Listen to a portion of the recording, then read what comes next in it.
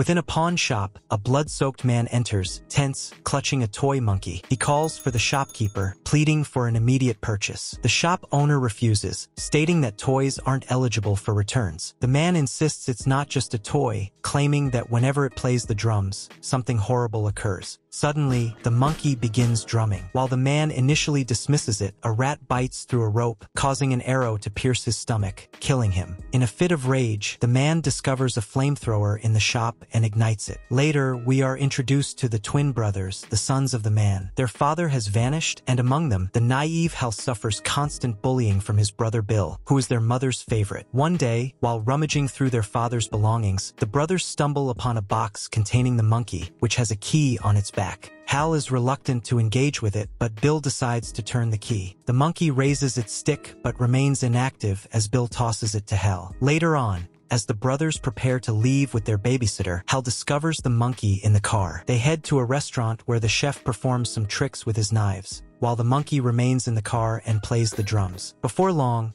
one of the knives slips from the chef's hand and accidentally slices the babysitter's throat. They go through the ordeal of the funeral and then return to their everyday lives. At school, Hal is also targeted by bullies. Some girls mock him about his father's absence and force him to remove his pants. He comes back home only to find the monkey perched on the wardrobe in his room. During the night, while Hal struggles to sleep, he approaches the monkey, gazes intensely into its eyes, and questions whether it is responsible for their babysitter's death. His brother enters and taunts him for conversing with the monkey. Later, he faces ridicule at school and has bananas thrown at him. He returns home, filled with anger and in a distressed state. Upon reaching his room, he turns the key of the monkey, wishing for Bill to be dead, but the monkey does not grant his wishes. Just as Bill arrives home, he calls out for his mom, but there is no reply. She is in the kitchen, blood trickling from her ears. When she turns around, blood streams from her eyes as well. She collapses instantly. At the funeral, Bill is heartbroken and struggles to accept the harsh reality. They are subsequently taken in by their uncle and aunt. That night, Hal seizes the monkey and, in a fit of rage, cuts off its hand. To his astonishment, there is blood within the monkey. He goes on to chop it into pieces. They relocate to their uncle's residence and spend their time there. One day, Bill unexpectedly discovers the monkey on the shelf in his bedroom. Hal mentions that he had dismembered it, and they come to the realization that the string of deaths may be linked to the monkey. However, Bill remains uncertain and decides to activate it once more. Ultimately, their uncle meets his demise, crushed by a stampede of horses. They both resolve to confine the monkey and keep it hidden from everyone. They capture it, chain it up, and throw it into a deep pit. A quarter-century goes by, and they don't confront the monkey until one day when their aunt hears a noise coming from the basement and decides to investigate. She finds nothing there, and the lighting is faulty. In that brief moment, the monkey is spotted. The aunt then falls down the stairs, impaling her face with pins. She tries to remove them and applies some alcohol to her wounds. Shortly after, she realizes the gas is turned on. She approaches the oven to sniff it, but her face ignites instantly. She attempts to flee, but her feet get caught in a flower pot left behind. She then crashes her face into a fan and meets her demise. Bill is employed at a store and has a child. He receives a call from his ex-wife and heads to their residence. They are no longer together, and her new partner, a prominent figure, informs him that he will be adopting their son Petey and that this will be the last week they can spend time together. He objects to this but realizes he has no power to change it. Shortly after, Petey arrives and they leave together. In the town, there's an unusual family that has also experienced the loss of their father. Ricky, a member of the family, is aware of the monkey's actions and is determined to track it down at all costs. Hal and Petey find themselves staying at a motel. Petey is working on a school assignment regarding the family tree when he inquires if Hal has any siblings. Hal lies and tells him he does not. Later, while they are asleep, Hal receives a phone call from Bill. They haven't spoken in 5 years. Bill informs him about their aunt's passing and reveals that he knows the monkey has come back. Bill wants Hal to go to the house and search for the monkey because he is also a beneficiary of the house. While listening to this, Hal notices a woman about to dive into the pool outside. Moments later, the exterior of the air conditioner falls from the roof into the water, causing it to become electrified. Hal attempts to warn the woman not to jump, but she does so and is blown apart. Hal, now feeling completely exasperated, calls his son to leave the premises since his aunt has just passed away. While in the car, Petey inquires about his mother and aunt. He also mentions that he knows about the adoption and that this trip will be their last together. The following day, they go to their aunt's house, where they are greeted by a woman named Barbara, the property realtor. Barbara hands him her card and mentions his brother, which surprises Petey since he had lied the day before. Just as she is about to give a card to Petey as well, he becomes angry and starts expressing his frustration about his father's dishonesty. Nonetheless, they move past the argument and enter the house. Barbara informs him about the recent series of unexpected deaths in the town. She leads him to the storage area, but the keys fail to work, preventing her from opening it. Meanwhile, Hal remains on edge, anticipating that something might go wrong. Ignoring his concerns, Barbara manages to open the door, causing a shotgun to fall, which discharges and fatally kills her. From downstairs, Petey, wearing earphones, asks if everything is okay. However, his father assures him that all is well. The police arrive and instruct them not to leave the town for the time being. Hal is unhappy about it since this is going to be his last week with his son, but Petey agrees to remain. Later, Bill contacts him and requests that he find a motel, but when Hal inquires about his location, Bill abruptly hangs up. Hal then looks up his brother's number in the phone book, but he cannot locate it. Instead,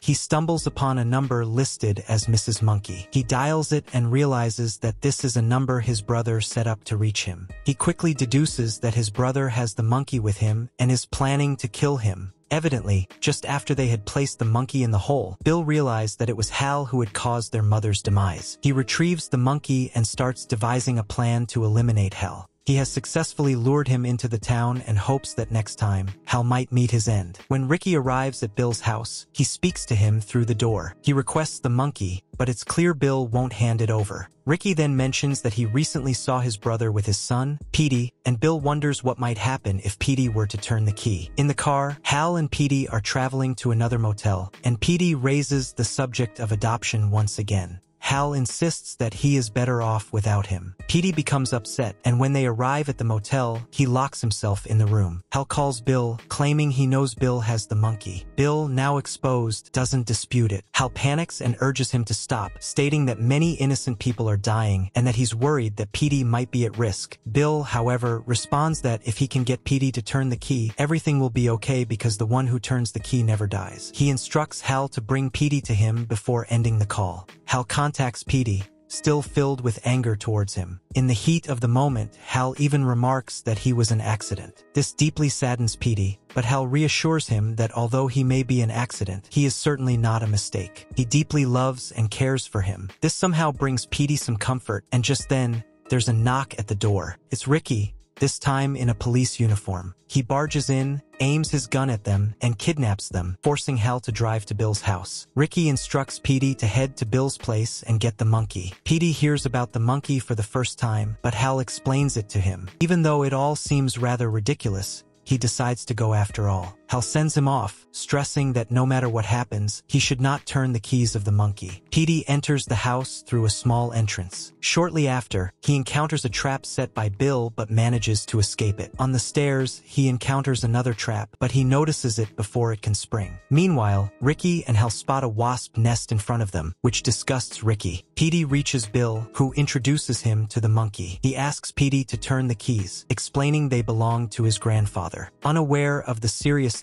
of the situation, Petey turns the key. Soon, outside, the wasp nest is drooping due to the branch. Meanwhile, Ricky becomes increasingly frustrated while trying to remove his hat but accidentally discharges the gun. He survives, but it creates a hole in the windshield. Shortly after, the wasps emerge from the nest and invade his mouth through the hole, leading to his demise. Hal exits the car and enters the house, calling out for his son. Bill, hearing his voice, panics and blames the monkey for failing to eliminate the one he wants to kill. In the process, Bill gets hurt and Hal steps inside the house. The monkey then quickly begins to drum with his stick. Soon, chaos ensues outside, with numerous people dying, homes being set ablaze, and planes crashing. Bodies even start to drop from the ceiling. Hal finally enters the room and approaches Bill. He inquires why Bill wants to harm him. Bill responds that it is because Hal is responsible for his mother's death. Hal replies that she was his mother too, and he has endured the same pain. He He seeks to reconcile with Bill and reaches out his hand for a handshake. Bill agrees to the arrangement. Soon after, the monkey plays another drumbeat and a trap falls, striking his brother in the head with a cannonball against the wall. Eventually, Hal and Petey escape the house by getting into the car, while smoke seeps out from everywhere in the town, and they see a man on horseback who appears less than human blocking their path. This could very well be the devil spirit of the monkey.